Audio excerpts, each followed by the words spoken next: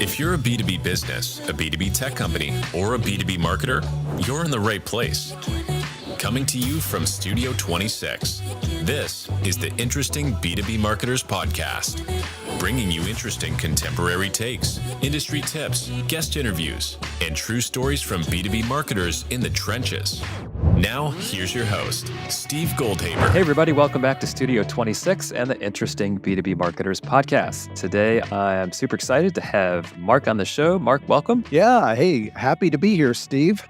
Really excited. All right, cool. Give us a quick background. So give us the 60-second version of who you are and what you've been up to. 60 seconds. All right. Salesperson turned business builder who figured out that, marketing's kind of important. And I have a left... Don't be too serious. Kind of important. So Yeah. I have a left brain, right brain thing going on. I started programming when I was 12 years old. I'm old enough to have discovered my school's Apple II. So that puts in Nice. context. But ended up, my dad retired with Hewlett Packard and building silicon. And so you can imagine I went into a computer science program. That was a foregone conclusion. And after a couple years went, I think I'd rather be a rock star.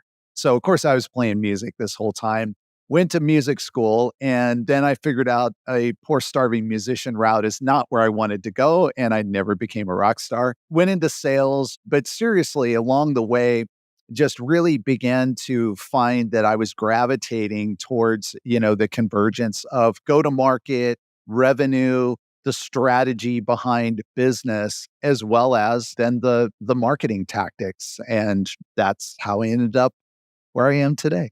Awesome.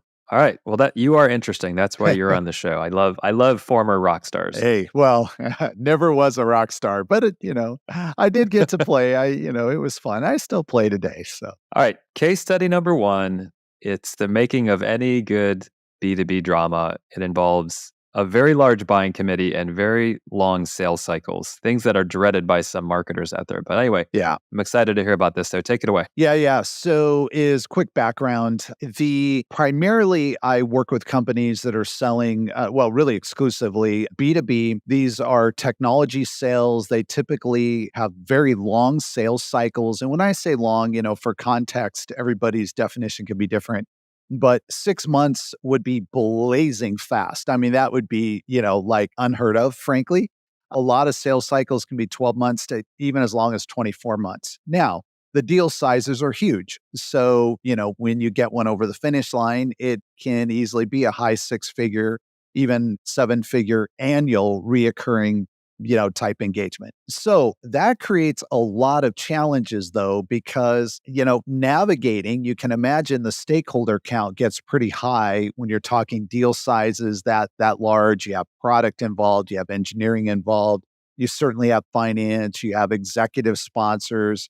There's a lot of people sitting around the table, and keeping everything on track, over 12 to 18, even 24 months is the challenge. Yeah. So, all right, take us through that beginning of the journey for this company and give us some context about their business. Yeah. So the business is software, and it's in a very niche, but very critical, and actually it turns out very visible area of video. If you've watched streaming service like, Amazon Prime or Netflix or, Disney Plus or Max, the new HBO service, basically anybody who's streaming video, there's a critical component that's called video encoding. And all that is you take this large video file, you make it smaller, but retain the quality so that then you can watch it on your TV, your iPhone, your whatever device you're on. Now, you can imagine that the integration complexity there is pretty deep.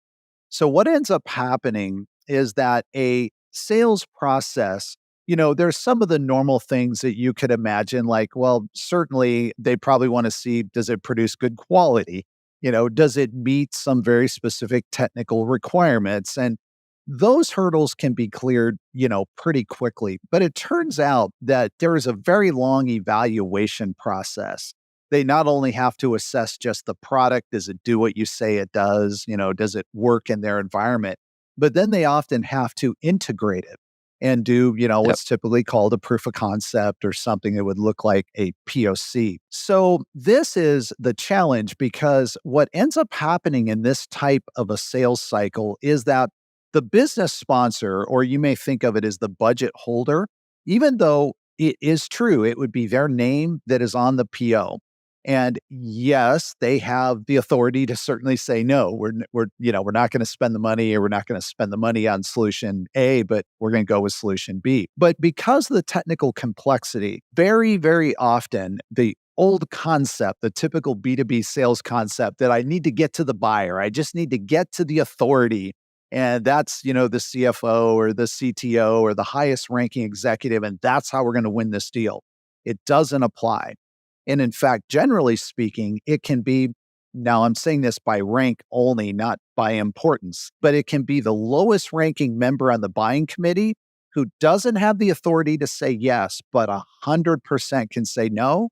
And they will override the senior executive every single time. It's a huge challenge, though, because quite often this person is not visible in the initial vendor meetings. In fact, quite often the challenge is to figure out, okay, who is that person in the account and how do we get to them? Yeah. Interesting. So Yeah. is that by design? Do these companies, are they hiding this unofficial Ooh, good decision maker, question. or is it no, they're a behind the Yeah. scenes tech person, they don't need to be in meetings? Yeah. And you know what, Steve, that's a great question. I would say that it's different for, culturally in some companies. There are some companies where it's by strategy. And in fact, you go hunting for these, for these individuals, and it's very clear that they are hidden on purpose. You cannot find them. Yep. Others, it's just purely in nature. And I would say this is more often the case.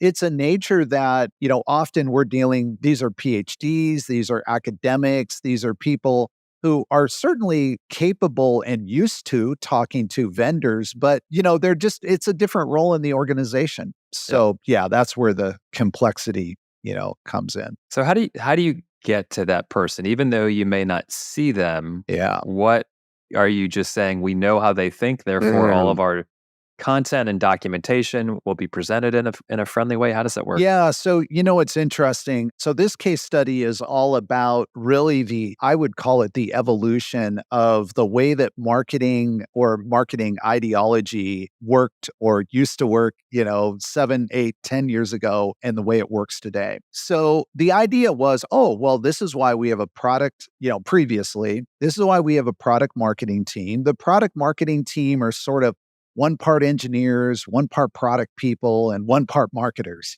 They know how to speak the language. Sometimes, you'd hear, that they know how to speak the geek talk, it often be. Yep. Although there's an element of that where clearly if you're going to talk to somebody who lives in an incredibly academic environment, they're an engineer, you do want to tailor how you speak to them to their kind of the language. Again, I put that in air quotes, but the language that they would relate to. But it's different than that. And so what the approach now is that, and this is the case study, is that we moved really to solve this dilemma of continuing to come up against buying processes where you would get 50, 60, 70% of the way down the road and then never quite be able to get it closed. And what was the holdup? What was the holdup? And always it came down to suddenly a name popped up, and well, wait a second, who's this person? We've never talked to this person. You'd go look him up and you'd say, oh, well, this is a principal engineer. And they have this certain, description. You're like, well, yeah, I can understand why the name popped up, but now we think we've closed this. And suddenly this person's coming back and asking a whole raft of questions that we should have addressed earlier. So that caused us to really take a radical rethink of how we market. For example, do they care about our brand? And you know what? Sadly, they don't. Does not matter that I've got killer swag that I'm giving out an event. Do they care that I've got the big booth front That could and be center? a bad thing. That means Yeah. swag dollars not put into the product. Yeah, 100%. Steve, you're bang on. Now, that doesn't necessarily always get verbalized, but, I have a lot of stories where you would hear like people go, oh, geez, company A over here, it'd sure be nice if they spent that big fancy booth budget on making their product better, Yeah.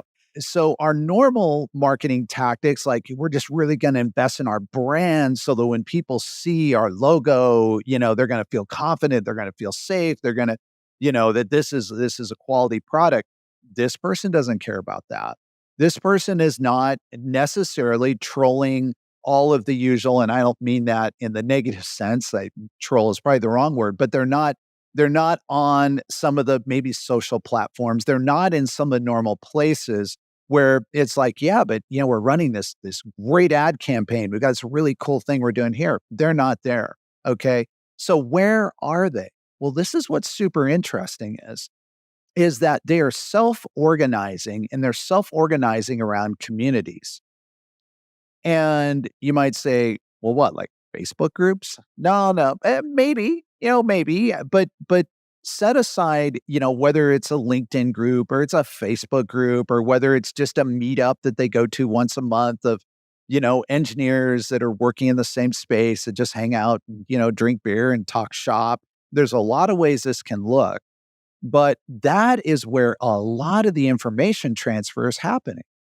And so the big unlock was in 2018 when we had been at this for a couple years and enjoyed some success. There's some video streaming services that you probably and many of the listeners have subscriptions to that utilized and still utilize today our software.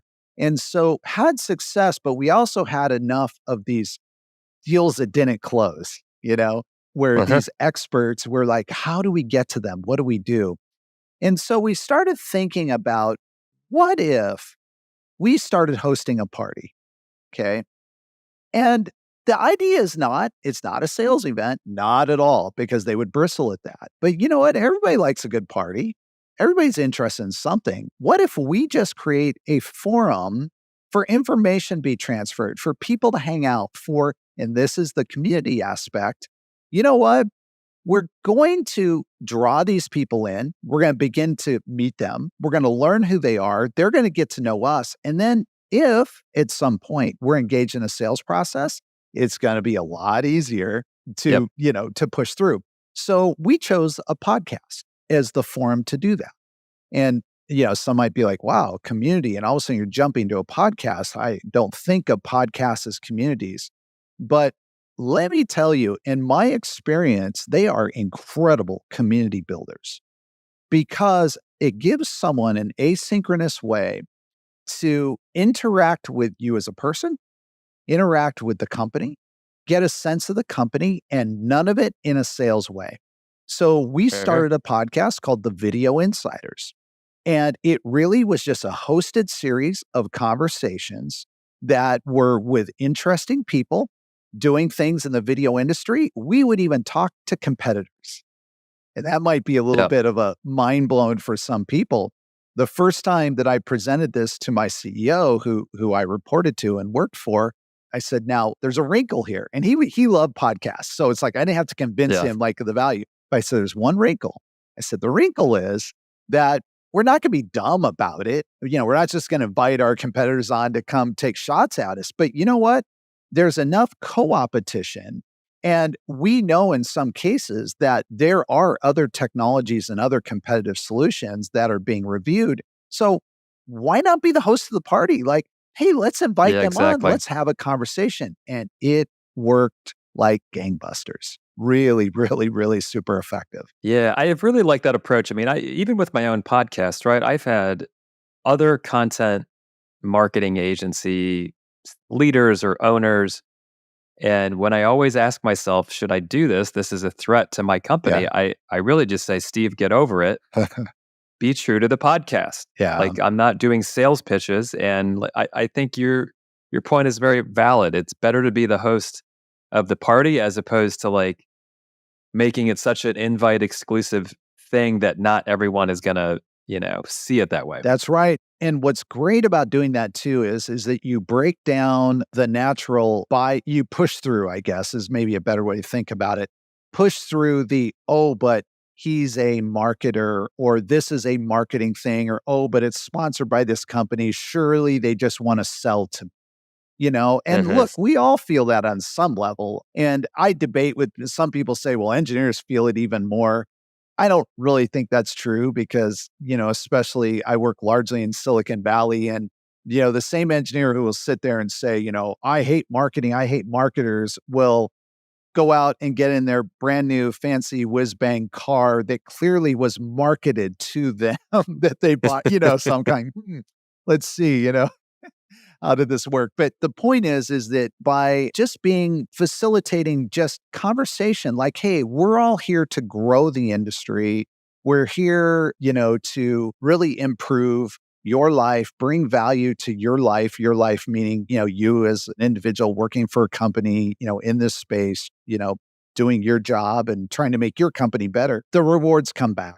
So maybe I should share with you some of the more tangible outcomes. Yeah, let's do it. What do we got? What were the outcomes? Yeah. Because it's easy to say, hey, it worked like gangbusters, but okay, what does that mean, Mark? So one of the challenges with a podcast is that even as you grow your downloads, your listenership, your audience, first of all, for a lot of us, the niches and our subject areas are probably pretty small.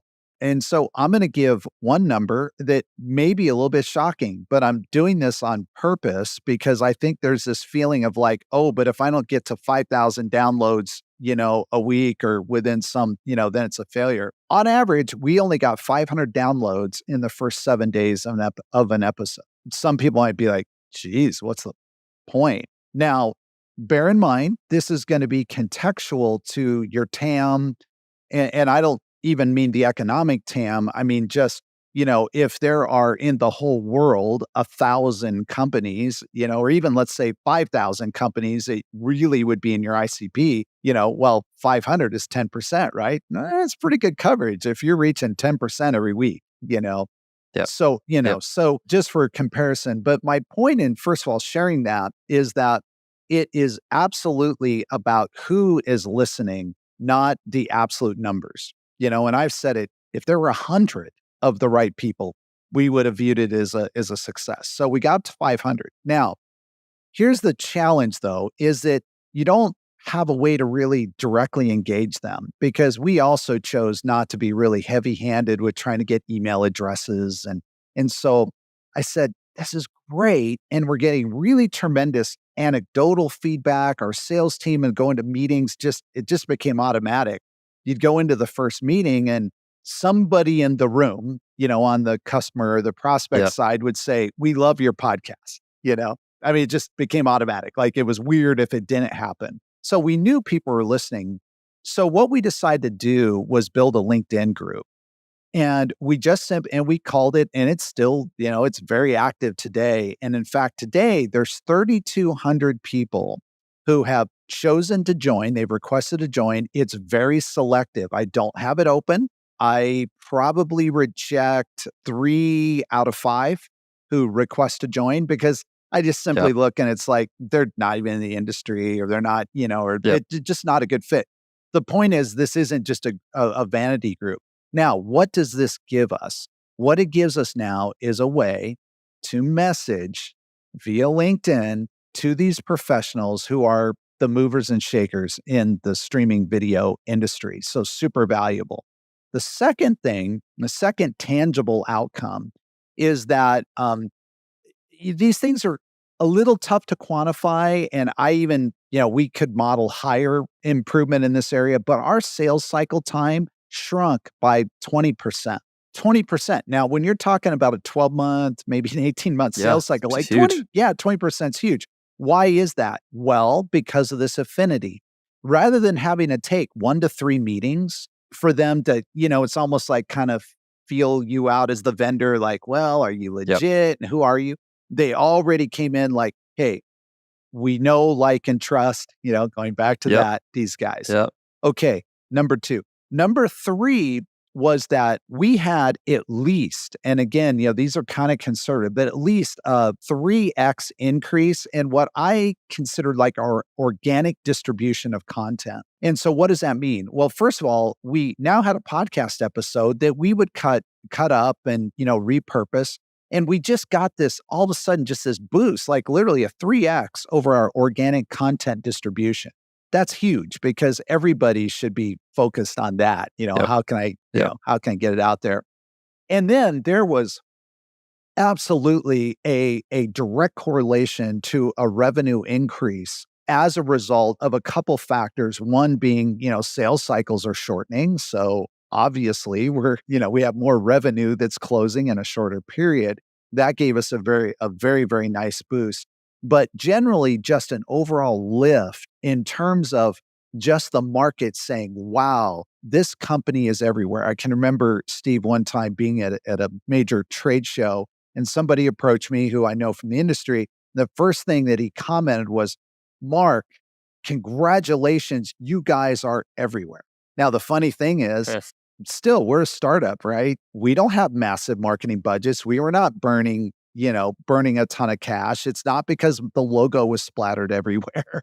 It's Yep. because of the perception of, it's the podcast and other things, but it largely was driven by the podcast. So, I want to touch on something you said is the whole know, like, and trust factor. I've been podcasting for 4 or 5 months now, and I've done video series in my business for 26 characters. It is rewarding as a marketer when someone comes to you, raises their hand, and says, "No, let me just give you the context. I've already watched X, Y, and Z. I yeah, know this." And it is so much more interesting to sell to those people that's because you right. don't sell. This truly That's is, right. all right, they are a buyer. And I just say, you tell me, how can I help? What do you need? That's right. And it's amazing how the power of whether it's podcasting or video marketing. Yeah. And I think so much of it really is just it's not written, Yeah. right? When Yeah. you hear people talk, when you hear them tell a story, I would imagine on this podcast, within 5 seconds, people are judging us. Are these people smart? Do they know what they're talking about? That's right. And I could write a white paper, and at the end of that white paper, you'd still say, well, I don't know. I don't know. Yeah. There were some interesting things in this white paper, but anyone could write it. Yeah. But Yeah. when it's from a human with a talking head, it's all together. Yeah. It makes sense to people. 100%. Yeah. All right, let's do this. That was a great case study. Next time I am on Netflix, I'm gonna refer to that case study. That's right. There you go. Let's go to case study number 2. This is Yeah. another B2B thing and long sales cycle again. So take us away. Case study number 2. Yeah. So this one is slightly different, but I really encourage the audience to listen carefully. If you are in a B2B, marketing sales environment, and if you're selling something with a technical component, listen up.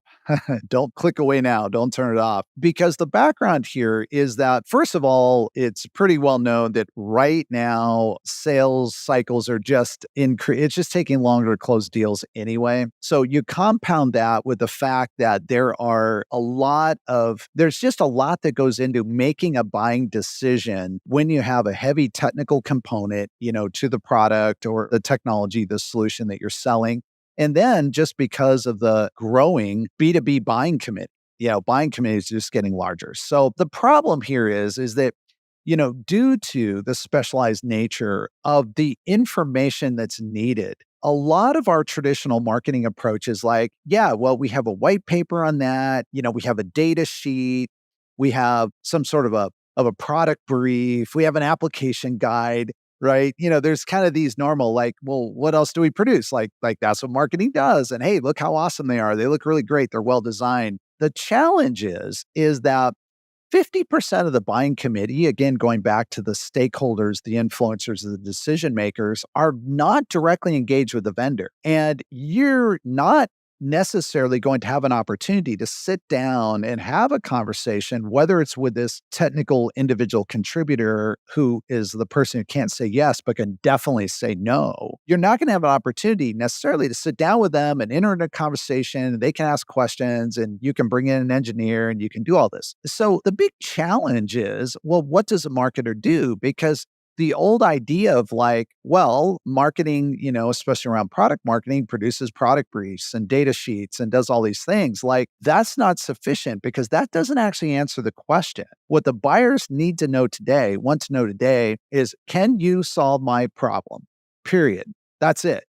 The fact that we're a little bit better, the fact that we're a little bit faster, the fact that we're a lot bit cheaper, we're a little bit cheaper, Sure. does not matter. And regardless of what they tell you, even though they always do buyers will fake us out a lot and fake out sales teams by saying, yeah, we're just going to make a decision based on cost. We're going to make a decision based on quality. We're going to make it. That never is the case. And I just encourage anybody who's saying, really, go back and do a review. Go back and do a review of your last, even just 2 or 3, close loss deals. And if you really do, if you're able to talk to the customers, you're going to find out, yeah, they said it was price, but guess what? That was a factor.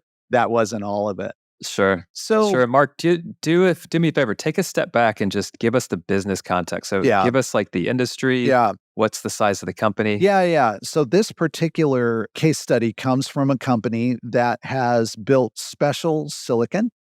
Silicon are just the chips that, you might think of them as the processor that's in your computer. That's one version of silicon. There's many different types. This is a piece of purpose-built, not a piece. It's a purpose-built chip. It's silicon that does this video encoding function. So what we talked about in the first case study, someone like a Hulu, like an Amazon Prime, like anybody who's streaming live video, like a Facebook, like a YouTube Live, like a Facebook Live, anybody where you have a camera and then someone on the other end is watching. It could be video conferencing, could be Zoom.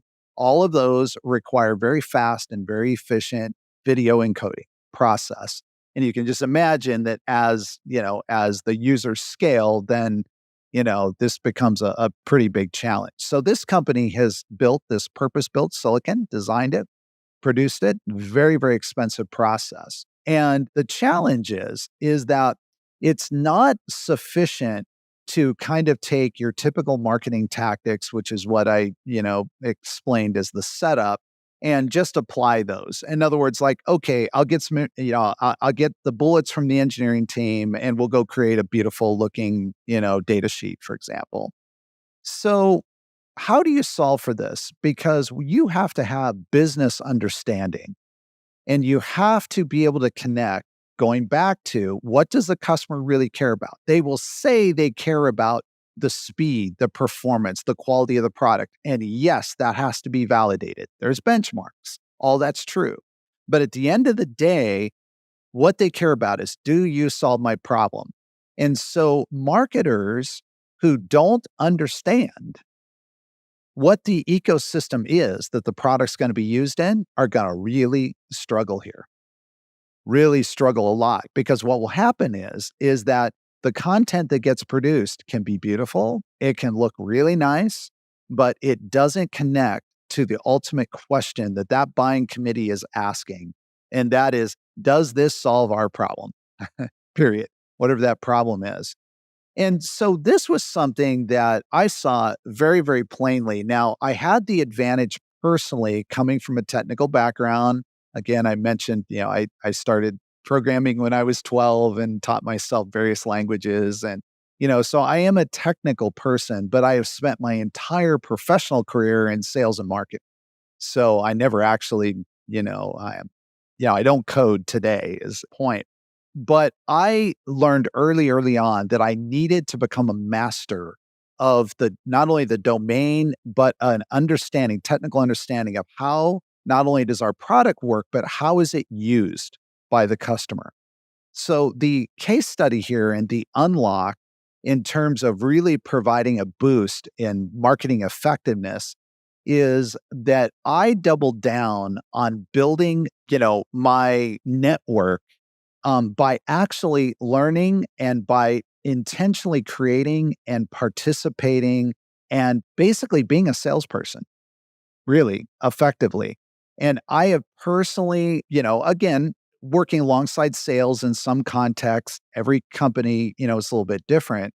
I wouldn't suggest marketers just go rogue and just start, selling outside of your, normal channels, et cetera. But to the extent that you can go out and directly drive revenue, it does so many things for you. First of all, you have empathy for what the real need is by the buyer, by the customer, and what the problem is they're trying to solve. that then allows you to directly correlate and have a whole different lens to messaging, to positioning, to what you're saying about the product. And I personally haven't experienced this process where I haven't come back and said, oh, wow, we really need to rethink this positioning, or, hey, this sounds really cool what we're saying here. It's totally meaningless, to the Yep. buyer. Here's what they really care about. Yeah. So, all right, fast forward to the part about you hiring a journalist Yeah. to Yeah. get Yeah. through some of this. This is interesting. Go ahead. Yeah. So, as marketers and as marketing leaders, we're always, I think, being presented with, even though, there's like a common framework, right, into the roles that you might have. And I tend to think that every company is a little bit different. Every market is a little bit different based on the constraints that, we have on either budget or, there can be a lot of different constraints, right? It doesn't necessarily make sense to always do the cookie cutter. Okay, I have these, three generalists who I call marketing managers. Then I have a director of marketing, and then I have a director of comms, and I have this, and it's like, okay, you may have people filling those functions, but the problem is that what ends up typically happening, again, if you're in a more technical environment and if you're in one of these protracted selling and, selling processes, where your sales cycle is 12 to 18 months or longer, is that you end up with marketers who, you look at the content, you're like, hey, that's a great looking white paper. Too bad, like, it's sort of empty calories. I mean, you read it, it's like, all right, it's well written. I mean, but it just doesn't tell me anything. Like, it's not going to move anybody to say, I need to talk to this company. I need to learn about this technology product, et cetera. So the aha was, what if I went to the market and looked for a journalist?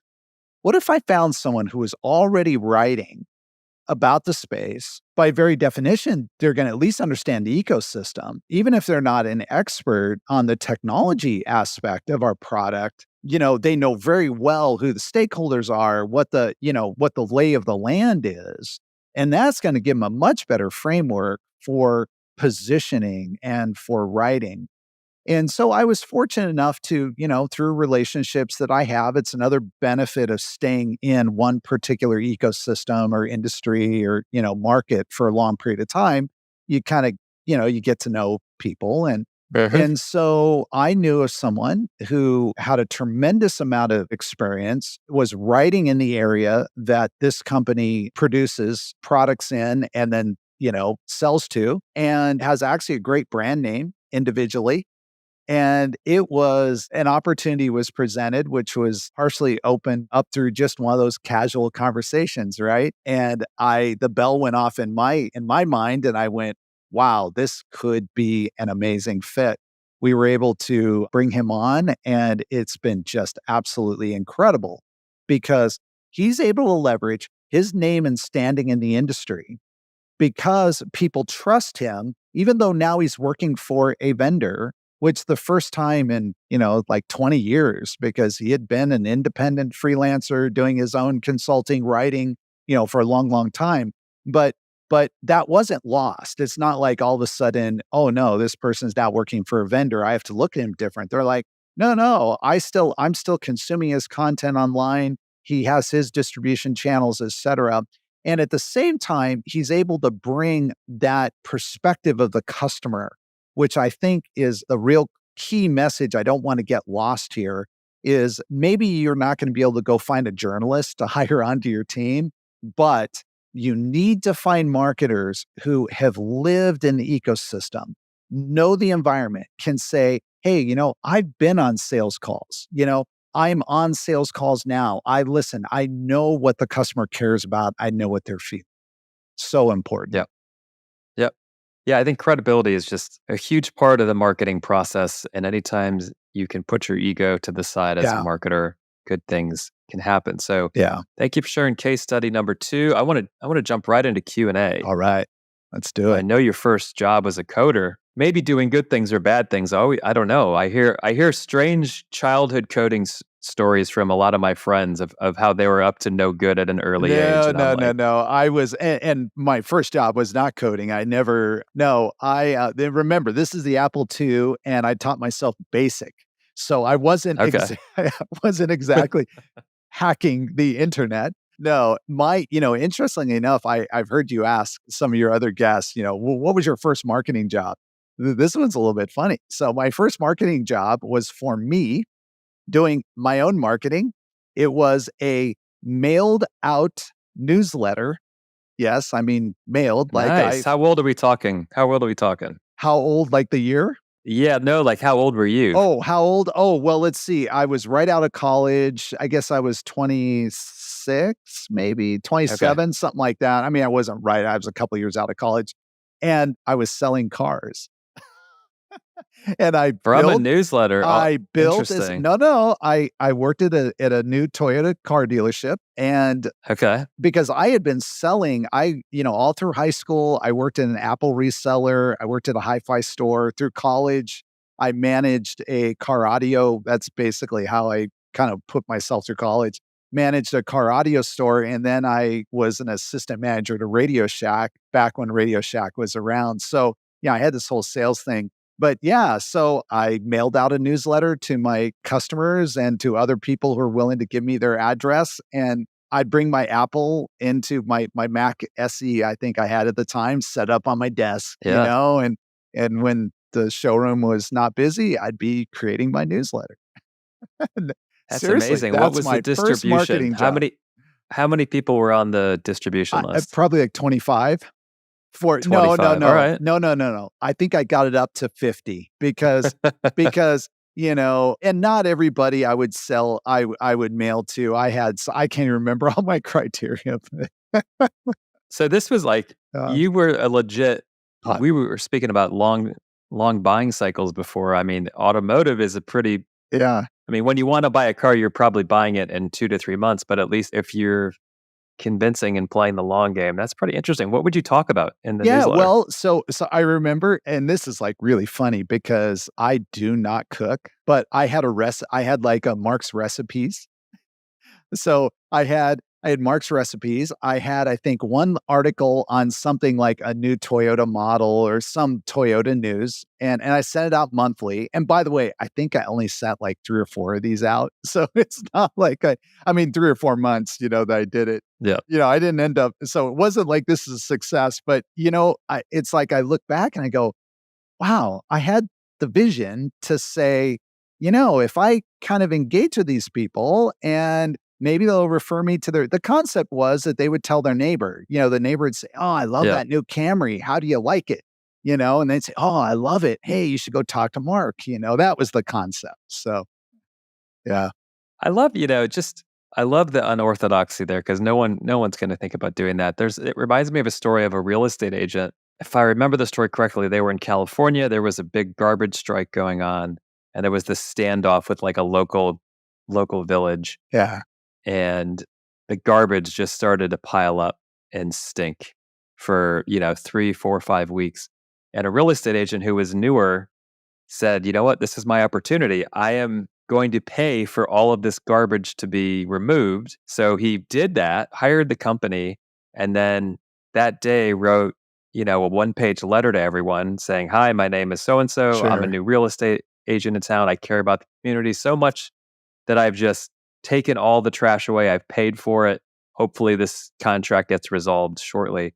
But I just love that example is like, think of the brand awareness of a real estate agent that you didn't know. And That's now you right. know, and now you're probably going to take them out and buy them a coffee That's for right. doing it.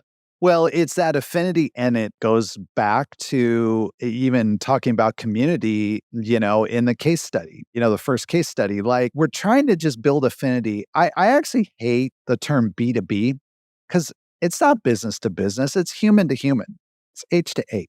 At the end of the day, I don't go to my office or people work virtually now, but I'm not at work making a decision and somehow I flip into this different, dispassionate, totally disconnected mindset. Like I'm Yep. still human, right?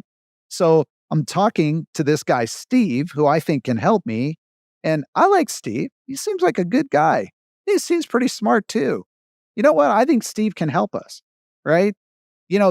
That's how it goes. It's not, this disconnected. So, and yet Yep. sometimes, our strategies and tactics treat it like Steve is this disconnected, entity that, we're marketing to. And it's like, no, it's Steve's a human. By the way, I'm laughing because it reminds me, I have to tell a personal story now. This is a long time ago. I worked at an agency and I was going in front of a really big retailer, and it was essentially a buying committee. And Mhm. I was one of probably 15 vendors Oh, yeah. that day that was asked to come in and give us a 20-minute pitch about who you are. Someone at the company introduces me. I start presentation. No one is looking at me. Like there is zero eye contact. And I'm just going like, what's going on here? Yeah. Like my delivery is off. I need to like reset. Yeah. And it was funny. It was the most awkward 20 minutes. And then afterwards, the host of the meeting took me aside and he's like, don't worry, they don't make eye contact on purpose. They don't want to be attached to the presenter because like this is all they do. And as soon as they have a connection, Yeah. they feel like they're going to be kind of swayed one way or the other. And I was just like, oh my God, that's That's fascinating. bizarre. It's it's like they went to the poker conference on how Yeah. to have your poker face up the whole meeting. And Don't make eye contact. Don't let them see. they should have at Don't least let them know all you're worn listening. dark sunglasses so they could at least be Yeah. looking at you and not seeing the eye. But I guess the point was they didn't want to see you, not the other way around. But anyway, It that's was the funny. most bizarre thing. Anyway, That's bizarre. total segue. All right, another question for you. Yeah. What's one thing looking back that you've really you didn't get at the time, but now you have clarity on as it relates to like your own growth as a marketer? What do you look back and learn from? Wow. There's a lot, but this is the one that I routinely talk to people about, remind them about, and say, do this. One more growth hacking trick is not what you need. Learn business. I thought you were going to share the one more No, perfect growth hacking No. trick. I was really listening. no. Learn business. Learn your business. I find way, way, way too many marketers who their head is full of incredible knowledge about, all kinds of, gray and white hat SEO techniques. And I mean, just go Yeah. down the list, right? And look, all of that is needed. But the problem is that there's often this feeling of like, I need one more, I need to attend one more webinar, I need to buy one more tool. I need, I need, and then we're going to be successful. And I routinely, just last week, I was having a conversation with a marketing director, and I made the observation, it'd be too long and involved to go into the whole detail, but I made the observation of like, you don't need to implement that whole program. Why don't you just get on the phone and call a few customers, And this person's response was like, well, I'm not sales. And I said, but you're talking about implementing this whole long process to drive revenue when I'm telling you, I can make that happen in probably the next hour by just getting on the phone. Yeah. Yeah.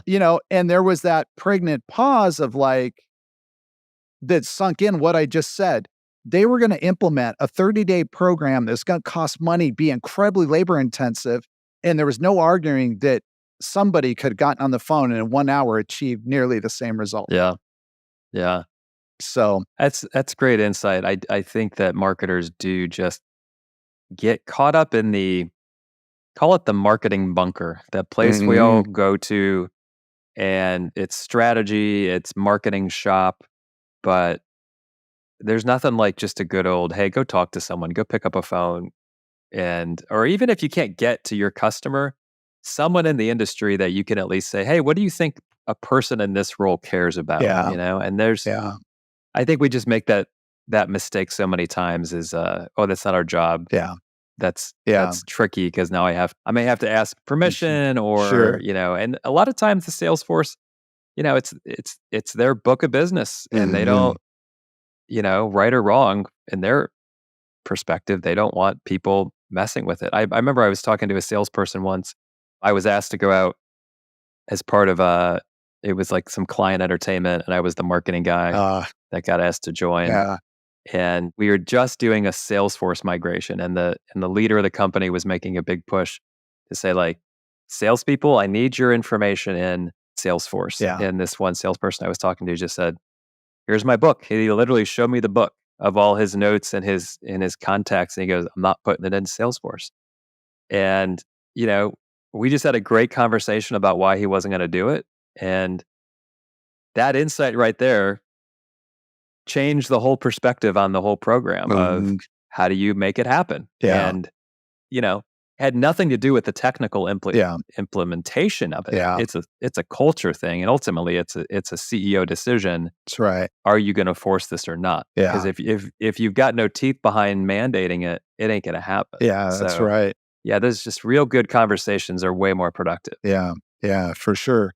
Well, Mark, I've enjoyed having you on the show. I think you've got a really cool background and love that you're living in tech. I wish I got into tech sooner because it is a very sexy category for me. Although I was very early on, I was in tech before it was a thing because I was in the satellite business. Oh, yeah. Okay. I started at U.S. Satellite Broadcasting, which became DirecTV. Yeah. And at the time, that was like a very sexy new technology. We were launching satellites. That's We were right. taking down cable. And for my 2 years or so working at that company, I felt like it was cutting edge technology. So it's fun to be in that part of the world. It is fun. Yeah. Well, it's been great talking with you, Steve, and really appreciate the opportunity. I hope some of the insights shared are useful or will be useful to your audience. Yeah. All right. Well, thanks again, Mark. And thank you to all the listeners who joined us again for another episode of Interesting B2B Marketers. Until next time, take care, everyone. See ya. Thanks for tuning in to the Interesting B2B Marketers podcast. Be sure to subscribe wherever you heard this podcast so you never miss an episode. If you found value in today's episode, please help grow the podcast by sharing with others and leaving a review. We'll see you next time.